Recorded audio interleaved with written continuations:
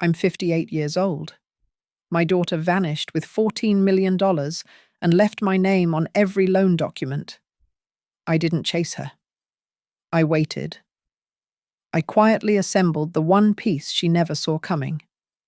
When I finally made my move, it took just one action, and the empire she built on lies collapsed in 24 hours. Yes, I'm her mother. And this isn't a story about forgiveness. My name is Margaret Whitford Maggie, to anyone who's known me longer than 5 minutes. I've spent 30 years breaking my back in warehouses across the Midwest, loading trucks before dawn, counting inventory until my eyes burned, living on black coffee and gas station sandwiches. When my husband died, I moved to Santa Fe for the dry air and a supervisor position at High Mesa Logistics. Decent pay, good benefits, the kind of job that lets you sleep without worrying about next month's rent. The New Mexico sun cuts different than anywhere else, white hot, merciless, honest. It strips everything down to bone truth. Maybe that's why I finally see things clear now, sitting in my one-bedroom apartment with a box of loan documents spread across the kitchen table like evidence at a crime scene. Savannah called me 6 months ago. My daughter, my only child, the one who got her MBA from UT Austin, who built her first business at 25, who always kissed my cheek and said, "Mum, you deserve better than warehouse work. I need you to trust me," she'd said over the phone, her voice honey smooth, the way it got when she wanted something. Sunvale Rituals is about to explode. Clean beauty, wellness, authentic ingredients. I just need a co-signer for the expansion capital. Your credit's pristine. Mum, it's just paperwork. Just paperwork. I stare at the signatures, now mine, traced over and over on guarantee forms, personal liability waivers, cross-default provisions. The stack weighs 8 pounds. I know because I weighed it on the postal scale at work. Some sick need to quantify the mass of my stupidity. The emails started coming 3 weeks ago. First from Meridian Financial Payment 60 days past due. Then Blue Range Capital. Notice of default on secured obligations. Then a dozen others, each one another blade between my ribs. Factoring companies, merchant cash advance vultures, equipment lessors, a whole ecosystem of alternative lenders I'd never heard of before my daughter taught me their names by destroying me with them. $14 million. The number seems impossible, fictional, like distances between stars. But there it is, itemized across 17 different funding sources, all traced back to companies I supposedly control: Sunvale Rituals, LLC, Ritual Fulfillment, Inc., Sunvale IP Holdings. My signature on every formation document, notarized and dated, except I've never seen these papers before that Tuesday when the first process server knocked on my door at 6:15 I tried calling her. Straight to voicemail. Her Instagram, 10,000 posts about manifesting abundance and living your truth, hadn't updated in 5 days.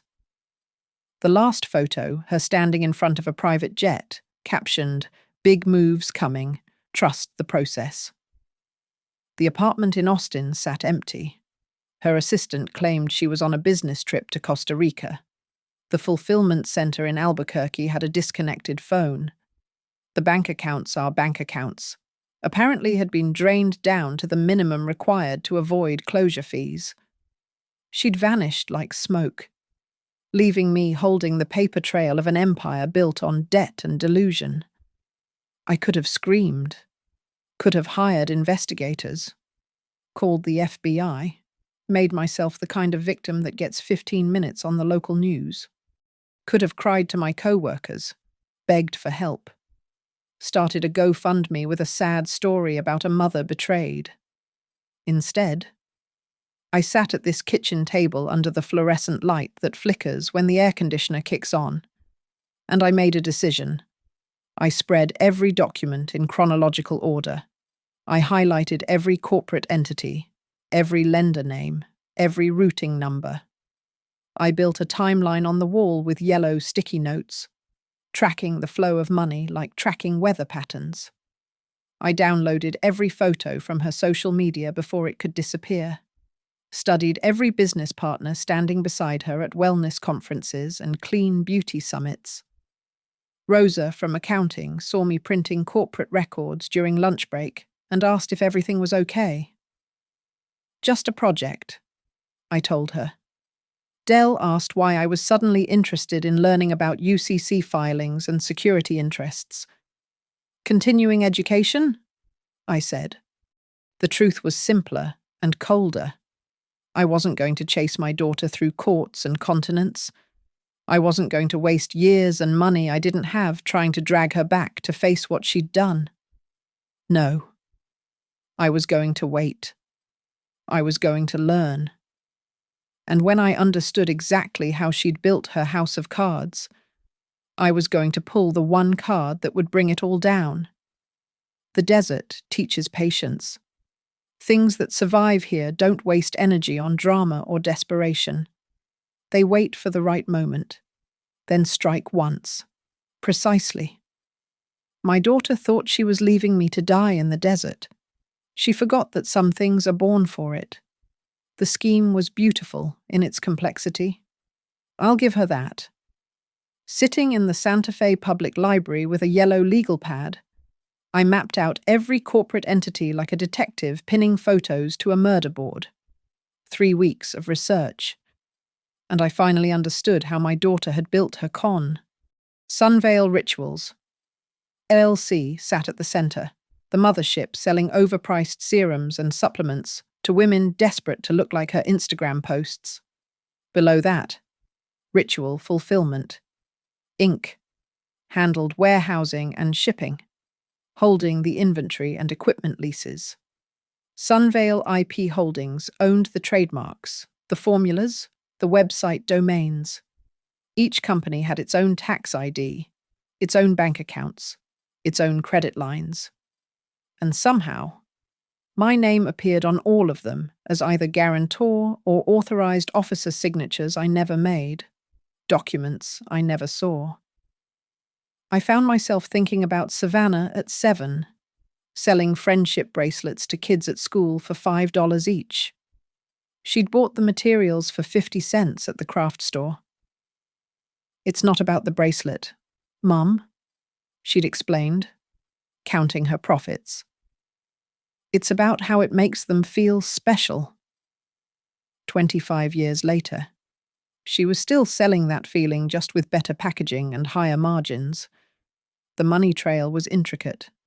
She'd started with merchant cash advances, those predatory quick cash deals that take a percentage of daily credit card sales, used that capital to fulfill larger orders, which created receivables she could factor to specialty lenders. Those funds went to purchase order financing for the next inventory round. Each loan stacked on the previous one, a Jenga tower of debt climbing toward the sky. But the masterpiece was how she'd used me. My credit score, 780, after decades of paying every bill on time, opened doors. Her young entrepreneurial history couldn't. Community development financial institutions loved the story. Immigrant single mother supporting her daughter's American dream. Women's business enterprise certifications. Minority-owned small business grants. She'd packaged my widowhood and working-class struggles into a narrative that made lenders weep and write checks. The invoices told their own story. Hundreds of thousands in influencer partnerships, young women with perfect teeth and yoga certifications who posted about their morning Sunvale rituals. The same photo shoot repackaged across 50 different accounts. Fake testimonials from purchased email lists. Even the laboratory certificates were suspect, the same COA duplicated with different batch numbers photoshopped in. She'd split payment processing across 12 different merchant accounts to hide the chargeback rate that would have shut down any legitimate business. When customers complained about undelivered orders or skin reactions, they hit walls of shell companies and disconnected phones. The cruelest cut was finding the power of attorney document dated 2 years ago when I'd helped her with a car loan, thinking I was co-signing for a Honda. She'd had me sign a stack of papers at a coffee shop, chattering about interest rates while I signed where she pointed. Buried in that stack unlimited power of attorney for all financial matters, she could sign my name to anything, and legally, it would stand. I remember teaching her to write her name. She was 4, frustrated that the S kept coming out backward. We practiced for hours at the kitchen table, her little hand wrapped around a fat pencil, tongue poking out in concentration. Now that same signature had become a weapon turned against me. The warehouse fraud was clever too. She'd lease space, fill it with empty boxes wrapped to look like inventory, use the photos for asset-backed lending, then break the lease and disappear before anyone did physical verification. The fulfillment center in Albuquerque. It existed for exactly 45 days, long enough to photograph, document, and leverage for a $2 million credit line from Blue Range Capital. Blue Range. I circled their name 3 times on my legal pad. They held the senior secured position on Ritual Fulfillment's assets, first in line to get paid, backed by UCC-1 financing statements filed with the Secretary of State. Every other lender was subordinate to them. Control Blue Range's position. And you controlled the entire house of cards. The research felt like archaeology, each document another bone in the skeleton of my daughter's betrayal. Purchase orders to manufacturers that were never fulfilled. Shipping manifests for containers that never existed. Even the customer database was mostly purchased lists from defunct MLMs, dressed up to look like organic growth. But patterns emerged. Payment cycles on the 15th and 30th. Inventory insurance renewals quarterly. Domain registrations all coming due in March. The business ran on rhythm, even in fraud, especially in fraud, because lies require more maintenance than truth. I closed the library book on commercial law and walked out into the high desert evening. The sun painted the Sangre de Cristo mountains red as blood. Somewhere, my daughter was spending money that wasn't hers, building her empire on the grave of my reputation. She thought she was clever, creating all those shells and structures. She never realized she'd also created the blueprint for her own destruction. Waiting is an art form most people never master. They mistake it for weakness, for indecision, for fear. But I learned patience loading trucks at 4:30 a.m., standing in place for hours while boxes flowed past like a river. You watch. You learn the rhythm. You see which packages are fragile, which ones are heavy, which ones leak. My life continued its surface routine. Night shifts at High Mesa Logistics, Sunday to Thursday, 11 p.m. to 7:30 a.m. Coffee at Dolores's Cafe on Cerrillos Road every Friday morning. Water aerobics at the community center. Tuesday afternoons with women who complained about their grandchildren never calling. No one suspected that the quiet widow in the warehouse was mapping the destruction of a $14 million fraud scheme. Dell started giving me rides when my car needed transmission work I couldn't afford, not after draining my savings to pay the first wave of default notices. He drove an 18-wheeler for 20 years before his back gave out. Now did local deliveries in a box truck. We'd sit in comfortable silence driving through the pre-dawn darkness. But sometimes he'd mention things. Shipments coming through for beauty companies, changes in fulfillment contracts, which warehouses were expanding, which were laying off. That's Sunvale Rituals, he said one morning. They just signed for space at the consolidated facility off I-25. Big expansion. Heard they're bringing in 200 pallets next week. I filed that away. Savannah was still operating, still moving product, still pretending the empire wasn't built on stolen signatures. Rosa, from accounting, had her own fragments to offer during lunch breaks. She'd taken a temp position at a factoring company before joining High Mesa. These beauty brands, she said, shaking her head over microwaved leftovers. They sell their receivables for 70 cents on the dollar just to get cash now. Desperate money. The factors know they'll never collect half of it. Hank at the post office knew every business in town by their mail volume. Your daughter's company gets interesting mail, he mentioned when I picked up my certified letters from creditors. Legal size envelopes from Austin, overnight packages from New York. Big money correspondence, if you ask me. None of them knew they were informants. They were just people talking about their day, and I was just a good listener who remembered everything. The breakthrough came from studying payment schedules. Every modern business runs on automated cycles. Merchant accounts batch out at midnight. ACH transfers post in 2 to 3 business days. Factoring companies advance funds on Tuesdays and Thursdays. Wire transfers hit by 2 p.m. Eastern Time, or wait until the next business day.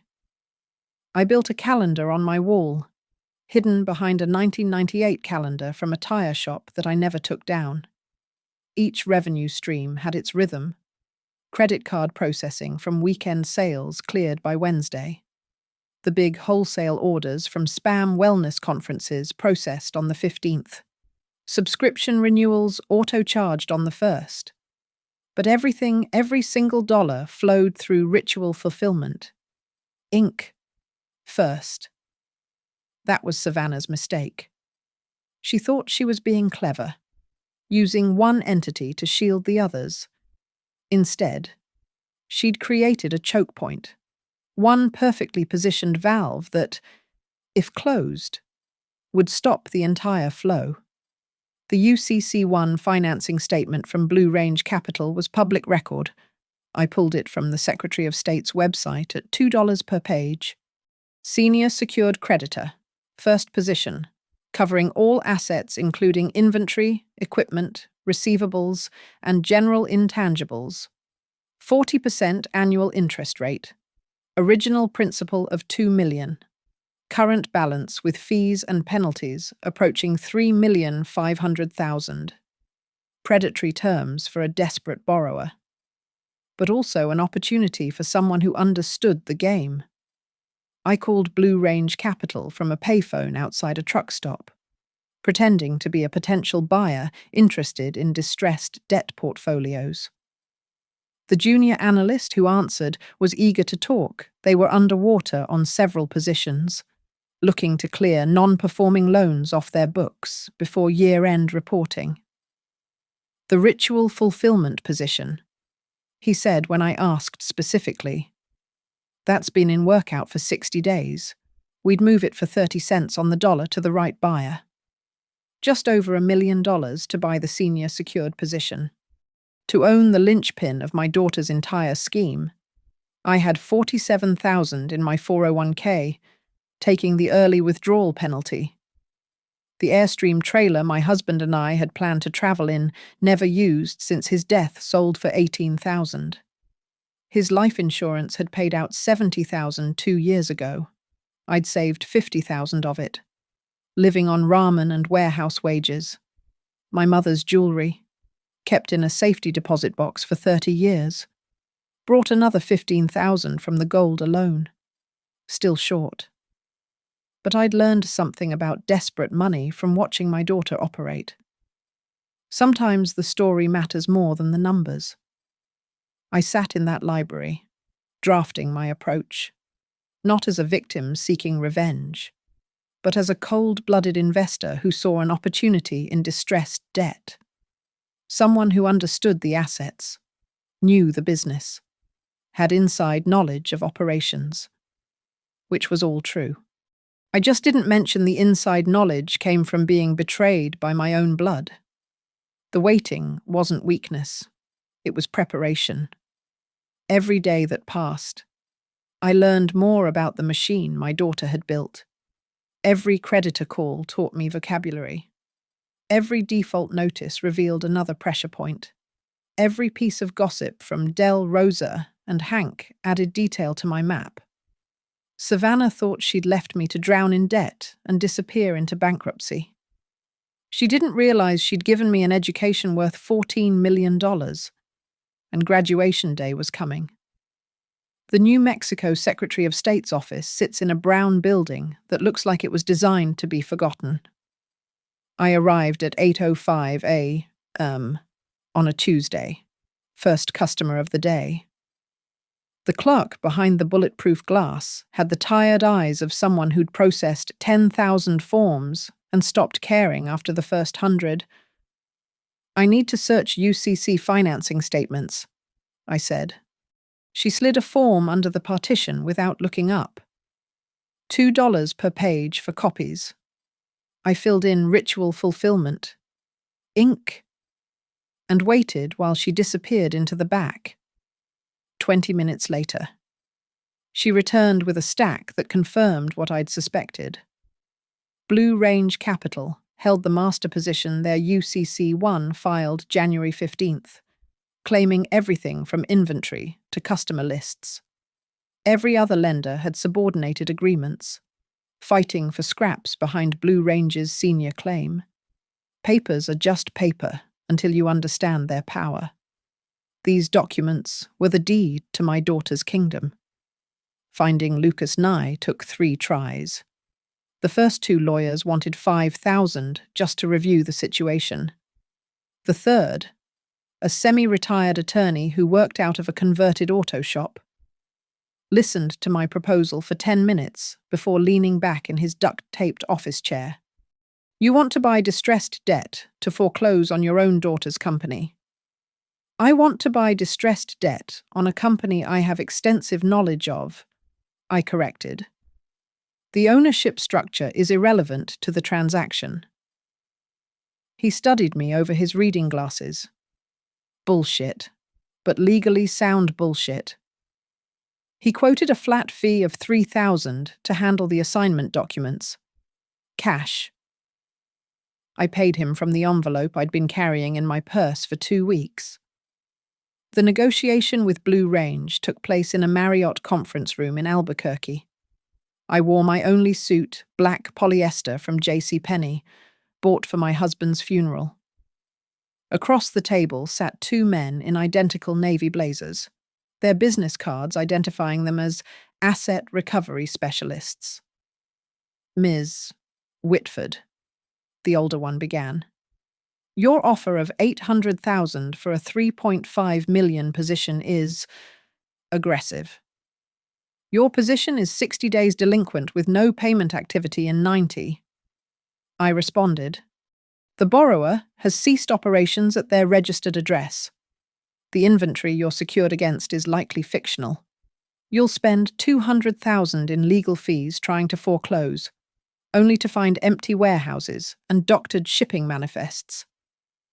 They exchanged glances. The younger one opened his laptop, scrolling through files. "You seem very familiar with this particular account." "I've done my research.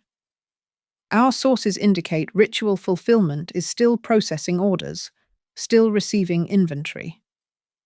Your sources are looking at shell movement designed to maintain appearance of operations." I interrupted. "Check the actual shipping confirmations, track the vendor payments, pull credit reports on the affiliated entities. It's a zombie company still moving but already dead." 3 hours of negotiation. They wanted $1 million too. I held at $800,000. We settled at $950,000, with me assuming all collection costs and indemnifying Blue Range against any litigation. Where does a warehouse supervisor get $950,000? the younger one asked as Lucas reviewed the assignment documents. Where does a predatory lender get the audacity to charge 40% interest? I responded. The wire transfer would drain everything: my 401k, the trailer sale, the life insurance, my mother's jewelry, and a hard money bridge loan against my future inheritance from an aunt who wasn't even sick yet.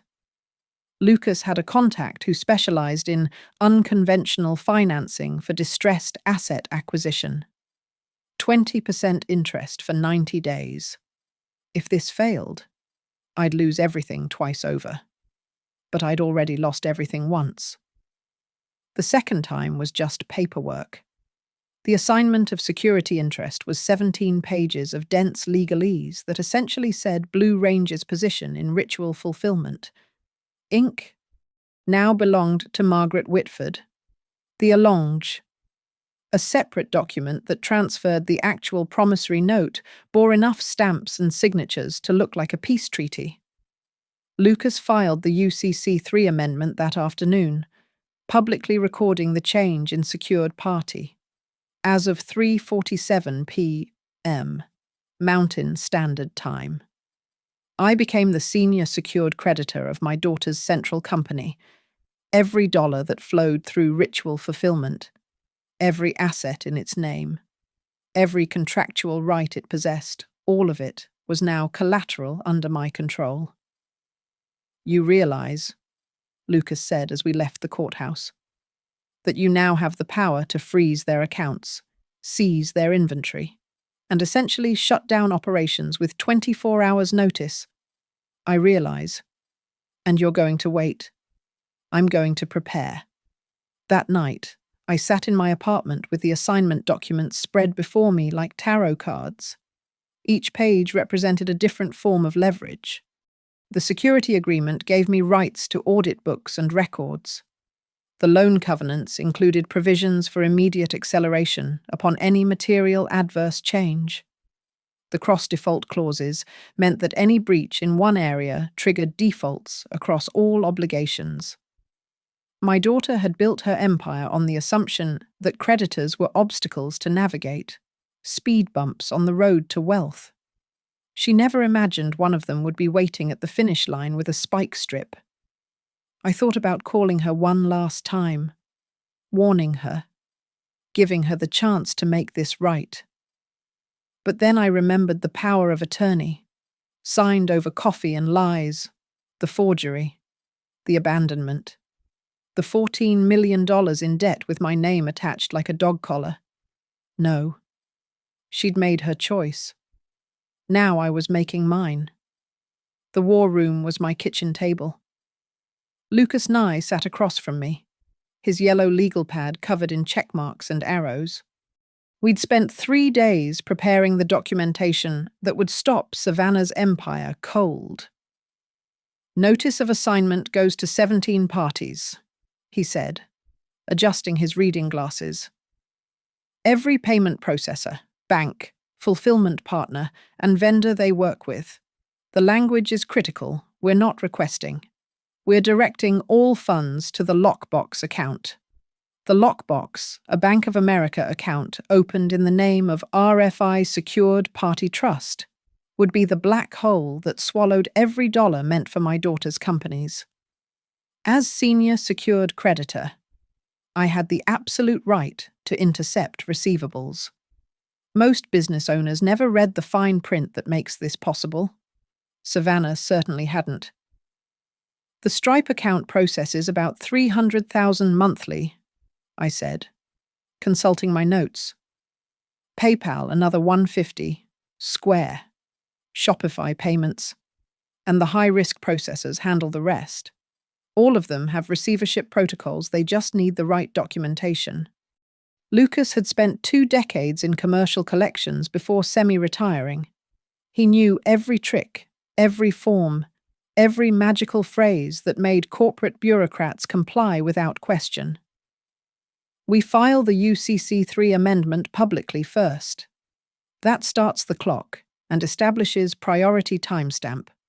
Then we serve the notices via FedEx with signature confirmation.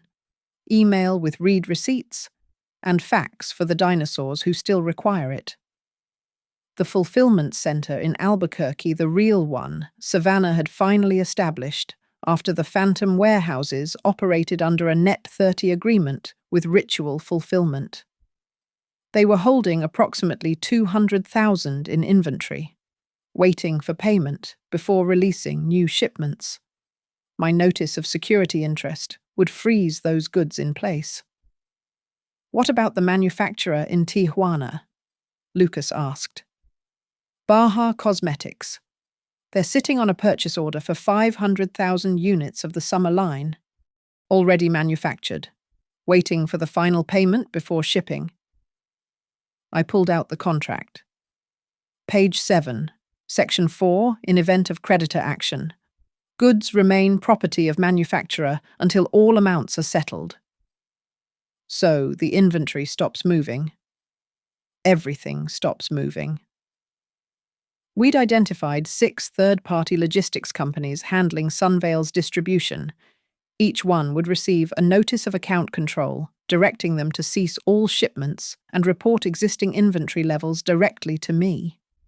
The beauty of a proper security interest, it touches everything like a virus, spreading through every commercial relationship. The domain registrar, name cheap, would get its own special notice. As secured party with rights to general intangibles, including intellectual property, I could freeze the transfer or modification of any domains. Sunveilrituals.com. The 18 variations Savannah had registered. The email servers, all of it would be locked. The merchant cash advance companies will scream, Lucas warned. They're taking their daily percentage directly from credit card batches. When those payments redirect to your lockbox, they'll claim tortious interference. Let them. Their agreements are subordinate to my position. First in line means first in line. I'd hired a process server named Diane, 6 feet tall, former military police, the kind of woman who could walk into a Fortune 500 boardroom and make CEOs sign for their own termination papers. She'd handle the physical delivery to local parties. The banks would require special attention hand delivery to their legal departments, not just the branch managers. The foreclosure notice itself was a masterpiece of legal aggression.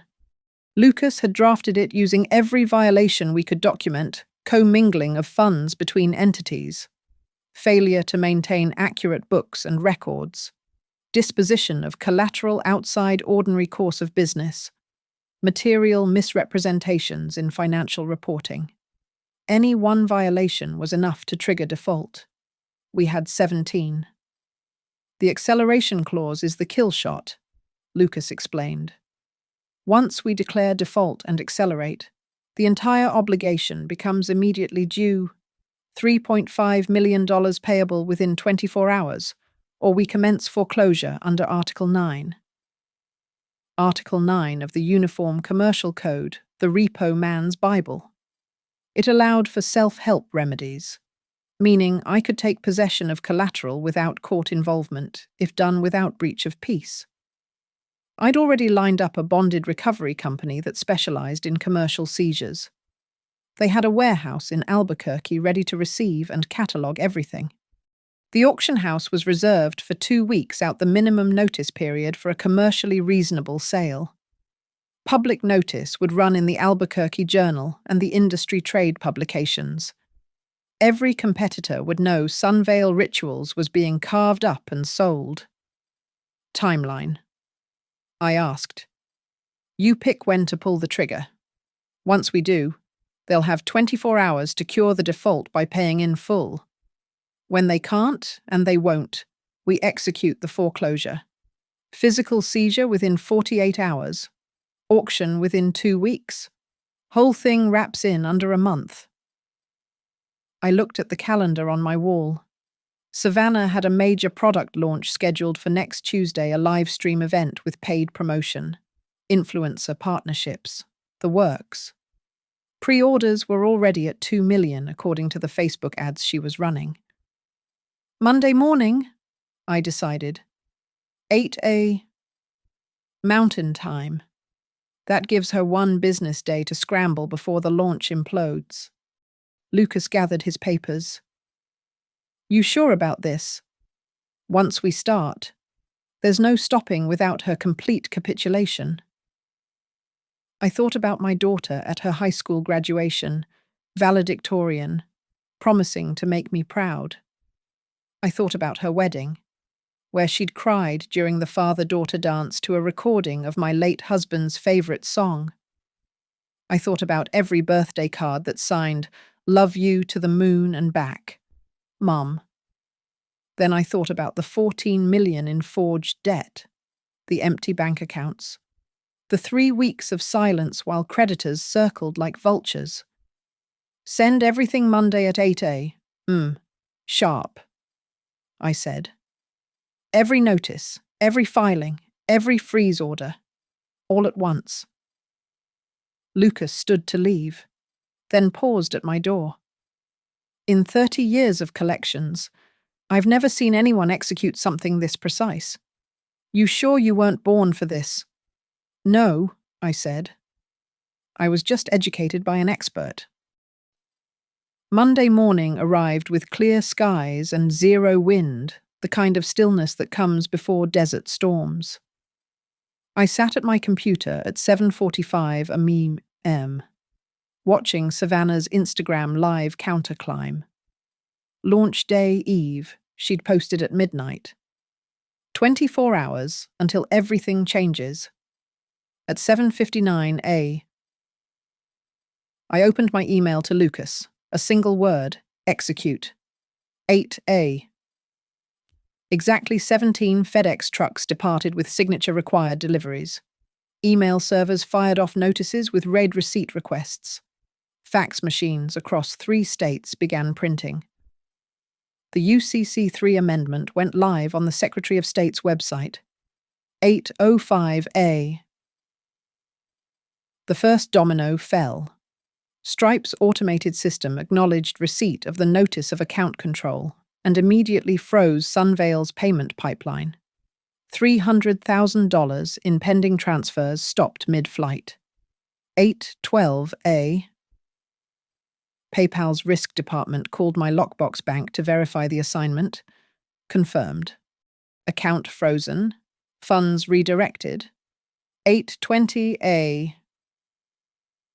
The fulfillment center in Albuquerque received Diane's hand-delivered notice. The warehouse manager called his corporate legal team, who confirmed the validity of the security interest. 200,000 in inventory marked as hold creditor action. 8:35 a.m. My phone buzzed with the first lockbox deposit. 47,000 from weekend sales that had just cleared processing. I pulled up Savannah's livestream prep on my laptop.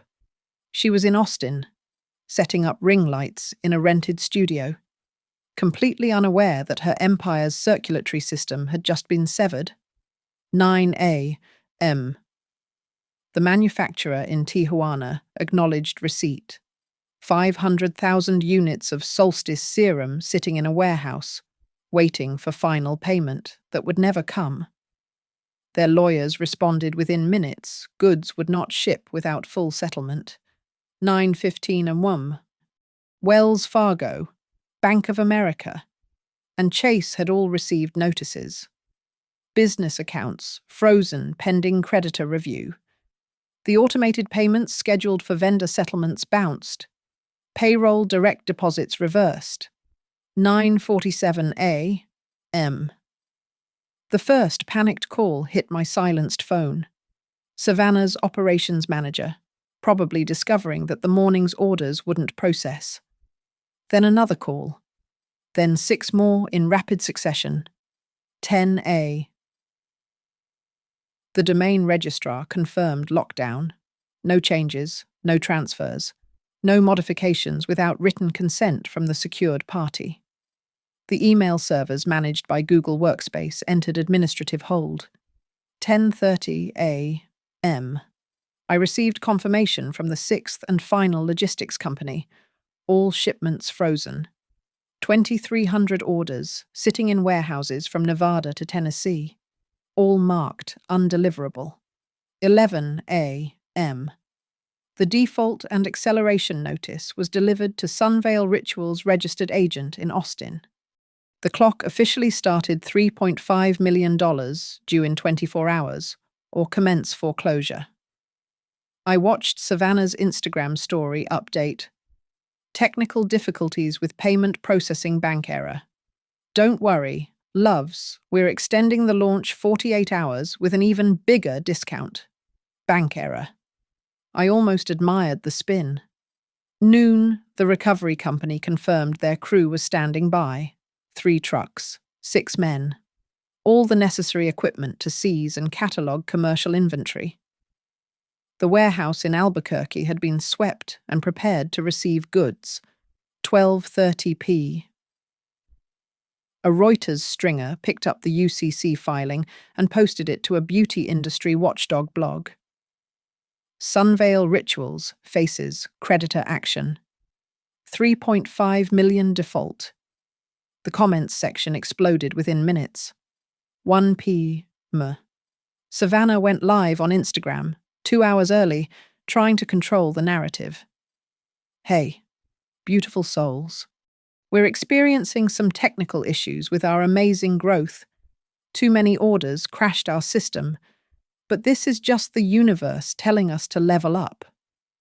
Her smile was perfect. Her voice never wavered. But I saw the tell she kept touching her throat. The same gesture she'd made as a child when lying about broken vases or missing cookies. 2 p. The merchant cash advance companies started calling Lucas. 5 different firms, all discovering their daily ACH pulls had bounced. He forwarded them the security interest documentation. They could get in line behind me. 3 p.m. An emergency petition appeared on Change. Org, Save Sunvale Rituals from Corporate Sabotage. Started by her assistant, it gathered 3,000 signatures in an hour. The description claimed predatory lenders were trying to destroy a woman-owned business out of jealousy. 4 p.m. The influencers started distancing. Accounts with hundreds of thousands of followers quietly deleted their Sunvale partnership posts. The wellness community could smell death, and they wouldn't risk their own brands for a sinking ship. 5:30 p. Local news in Austin picked up the story. Beauty empire faces sudden collapse. They'd tried to reach Savannah for comment. Her publicist claimed she was in emergency meetings with investors. 6 p. The lockbox had collected $170,000 in redirected funds. Money that would have gone to Savannah's accounts, now sitting in my control. Every dollar represented a customer who'd been promised transformation in a jar, sold by my daughter, with my forged signature as collateral. 8 p.m. I opened a beer, my first in 6 months, and sat on my apartment's small balcony. The sun was setting behind the Sangre de Cristo mountains, painting them the color of old blood. My phone had 218 missed calls. I deleted the voicemail inbox without listening. At 9:43 p. She finally called from a number I didn't recognize. I let it ring 3 times before answering. Mom. Her voice was hoarse, desperate. Mom? What did you do? I bought some distressed debt, I said. Made an investment. Isn't that what you taught me? Always be looking for opportunities. This isn't funny. You're destroying everything I've built. No? Savannah? I'm collecting on everything you stole. Silence. Then, we need to meet. Tonight? I'm flying to Albuquerque right now. Tomorrow. 10 a.m. My lawyer's office. I gave her Lucas's address. Bring your own counsel if you want. Though I doubt anyone will take your case without a retainer you can't pay. Mom, Please. I hung up and turned off my phone. Tomorrow. She would sign everything over or watch it all burn in a public auction. Tonight, for the first time in months, I would sleep without dreams. She arrived at 9:47 a.m. 13 minutes early, the first time she'd been early to anything involving me in 5 years. Through Lucas's office window, I watched her step out of an Uber in the same designer suit she'd worn to her last investor pitch, now wrinkled from a red-eye flight. Her makeup was perfect. But I knew my daughter, the concealer under her eyes, was 3 shades too thick, hiding a sleepless night. Lucas had arranged the conference room like a deposition water pitcher. Legal pads, box of tissues strategically placed. On the table, he'd spread the evidence in neat rows, the forged signatures, the UCC filings, the default notice, the inventory reports from frozen warehouses, a $14 million autopsy laid out in black and white. She entered alone. No lawyer. That told me everything about her current cash position. Mum. She didn't move to hug me, didn't sit. Just stood there in her $500 heels, looking at the papers like they were crime scene photos. Savannah. I gestured to a chair across from me. Sit. You bought my debt from Blue Range. You froze everything. You... Her voice cracked. She cleared her throat. Tried again. You destroyed my business in one day. No, I said. You destroyed my life over 6 months. I just returned the favor more efficiently. Lucas slid a folder across the table. Ms. Whitford. Savannah Whitford. This is the current status of all Sunvale-related entities. Would you like to review? I know what you did.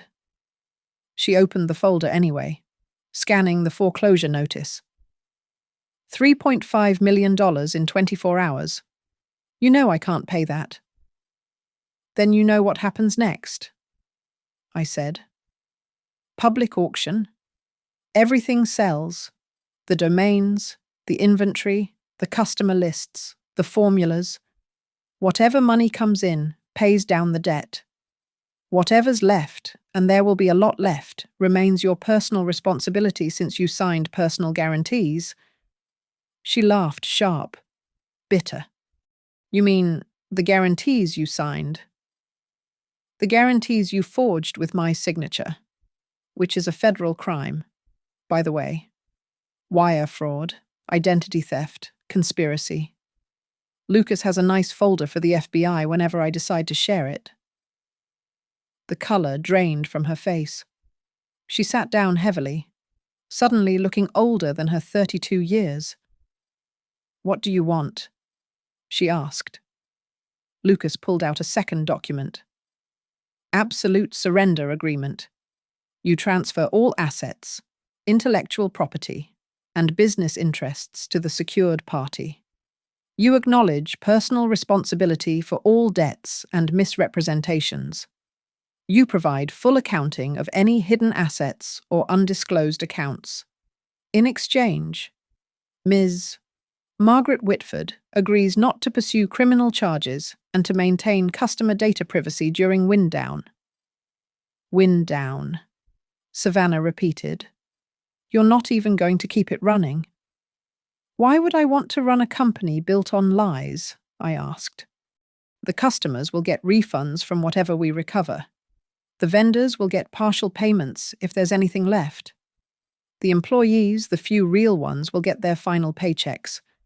Then it all disappears.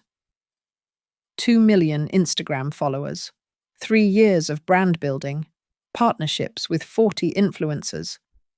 All built with my credit, my name, my reputation, which you stole. She leaned back, studying me like she was seeing me for the first time. You were supposed to declare bankruptcy, personal bankruptcy, walk away clean in 7 years. I set it up so you could... So I could take the fall while you started fresh under a new company name. I finished. Yes, I figured that out. Very clever. Use Mom as a firewall. Let her absorb the damage. Emerge clean on the other side. It wasn't personal. $14 million in forged debt isn't personal. It was business.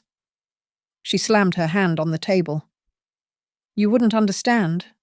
You've spent 30 years moving boxes, living paycheck to paycheck, afraid of taking any risk. I was building something. I was going to be something. You were going to be a fraud. Congratulations. You succeeded. Lucas intervened. Ms. Savannah, you have two options. Sign the surrender agreement, or we proceed with the public auction and criminal referral. You have 10 minutes to decide. She stood up, paced to the window. Outside, Albuquerque sprawled under a cloudless sky. When she turned back, tears had cut channels through her concealer. You know what the worst part is, she said. I convinced myself you'd be proud eventually, when I made it really big, when I had enough to pay everything back with interest, when I could buy you a house and retire you properly. I told myself the forgeries were just temporary, just leverage, just betrayal, I said, with compound interest. She picked up the pen, then set it down. If I sign this, I have nothing. You have no criminal record. That's something. I'll be nobody again. You'll be someone who learned a $14 million lesson. She signed on every flagged line. Her signature, the one I'd taught her to write at our kitchen table, now documenting her complete capitulation. Lucas notarized each page with mechanical precision.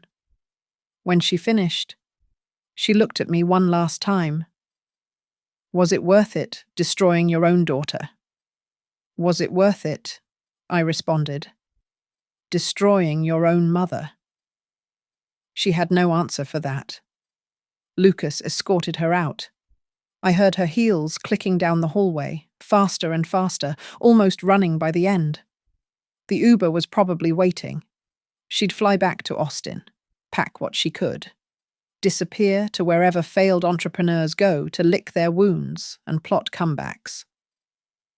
Lucas returned, gathering the signed documents. Clean sweep. Every asset transferred.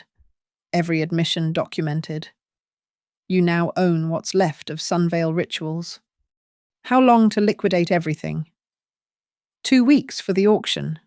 Another month to settle accounts and process refunds. You should recover enough to pay off your bridge loan and maybe clear a small profit. A small profit. As if this was ever about money. He paused at the door. You know she'll try again. Somewhere else, under a different name. It's who she is. I know, I said. But not with my name. Never again with my name. I left his office with the surrender agreement in my bag. The sun was harsh and honest. Typical New Mexico afternoon. My phone buzzed. Rosa asking if I was coming to tonight's shift.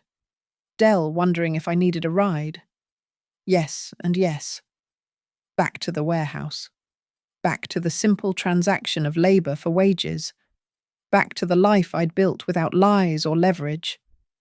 It wasn't an empire, but it was mine. Earned honest. And no one could forge their name on it. The papers would call it the collapse of Sunvale Rituals. The beauty blogs would speculate about what went wrong. Only I would know the truth. It took exactly one move to end an empire built on betrayal. You just had to wait for the right moment. And I was very good at waiting. The auction notice ran in the Albuquerque Journal for 3 consecutive days, as required by law. Commercial Asset Liquidation, Sunvale Rituals, LLC and affiliated entities, beauty products, inventory, intellectual property, domain names, customer databases, Public auction, November 15th, 10 a. Consolidated Warehouse District. I supervised the inventory myself. 3 trucks backed into the warehouse at dawn, unloading pallets of serums that promised miracles, creams that claimed to reverse time, supplements that guaranteed transformation. $2.3 million in retail value, all of it heading to the highest bidder. The domains were the real prize. Sunveil Rituals.com had ranked first page on Google for dozens of beauty keywords. The email list contained 80,000 verified buyers. The Instagram account, frozen but not deleted, represented 3 years of cultivated influence. Digital assets that cost nothing to store but everything to build. Competitors circled like vultures. Representatives from beauty conglomerates flew in from Los Angeles and New York, wearing suits that cost more than I made in a month.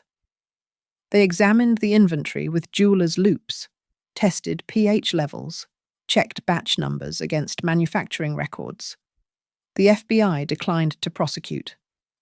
Lucas had packaged everything perfectly, but the U.S. Attorney's Office had bigger fish to fry than a 6-figure fraud case with restitution already in progress. Savannah would stay free, which was fine. Prison wouldn't have taught her anything that poverty couldn't teach better.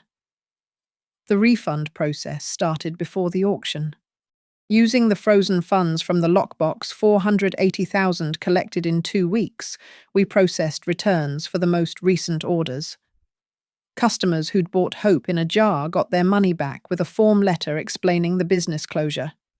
No explanation, no blame, just a refund and an apology for the inconvenience. Dell helped me move the physical papers to storage. Bankers' boxes filled with contracts, invoices, shipping manifests, evidence of an empire that existed for 3 years and died in 24 hours. We loaded them into a climate-controlled unit that I'd rent for 7 years, just in case. Heavy for paper, he said, lifting another box.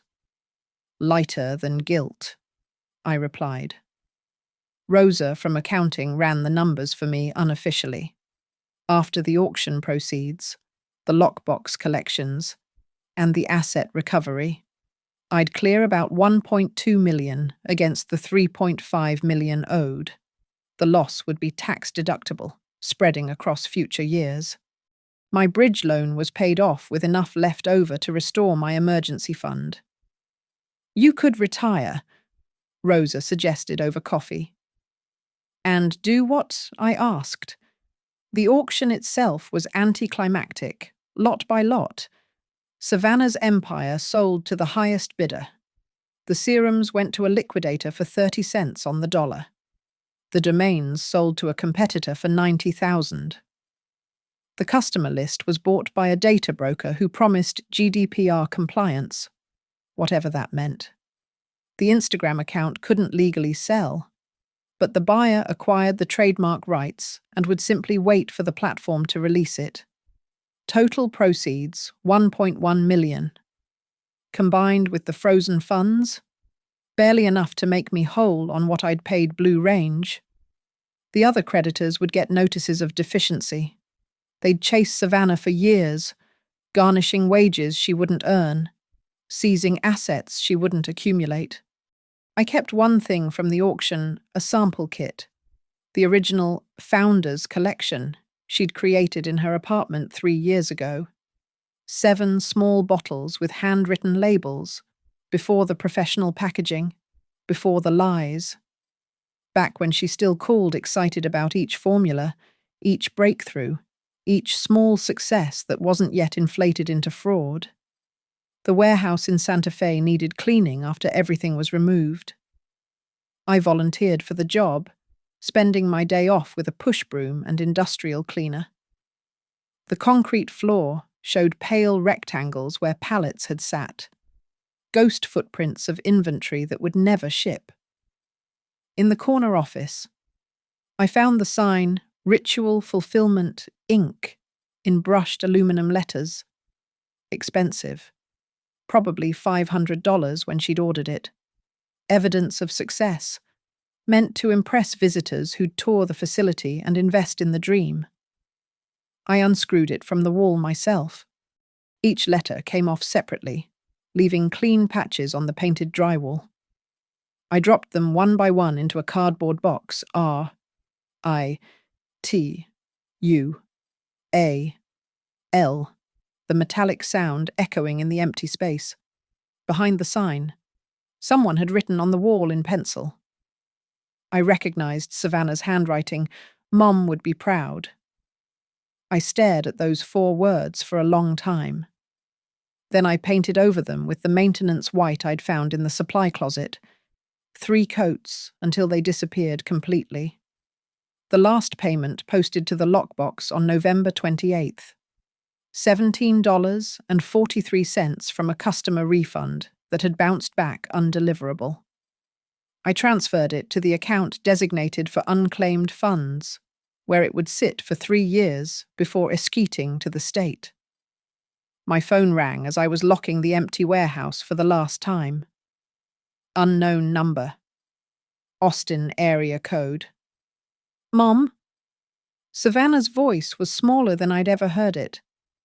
I just wanted you to know. I'm working. Regular job. Customer service for a tech startup. Hourly wage plus commission. I said nothing. It's honest work, she continued. 40 hours a week, direct deposit every 2 weeks. They don't know about any of this. Good, I said. I'm sorry. The words came out rushed, desperate. I know it doesn't matter, but I'm sorry. I know, I said, and hung up. The sun was setting as I drove home, painting the high desert in shades of gold and red. My shift at High Mesa Logistics started in 4 hours. Dell would pick me up at 10:30 p.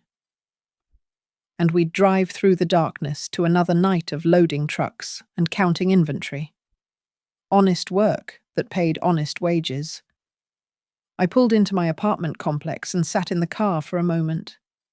In the visor mirror, I saw my face 58 years old, lined from sun and stress, but clear-eyed for the first time in months.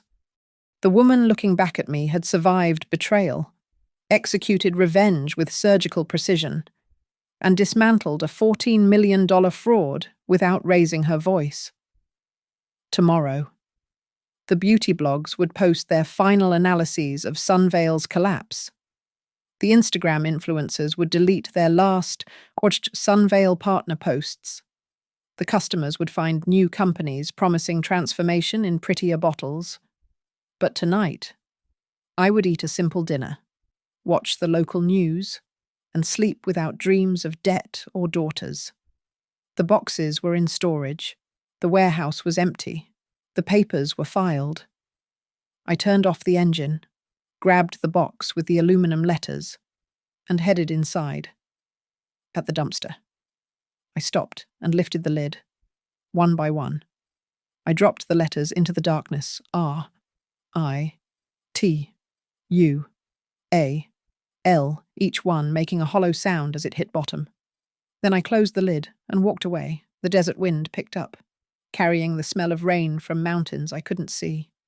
Justice doesn't always roar. Sometimes it just quietly closes the books and walks away, leaving nothing behind but empty warehouses and cancelled checks. The sign was gone. The empire was over. My name was my own again. That was enough. Thank you for listening to this story. I'd love to know where you're listening from. Please share in the comments below so we can connect if this story resonated with you. Consider subscribing to the channel and sharing your thoughts. What would you have done in Maggie's position?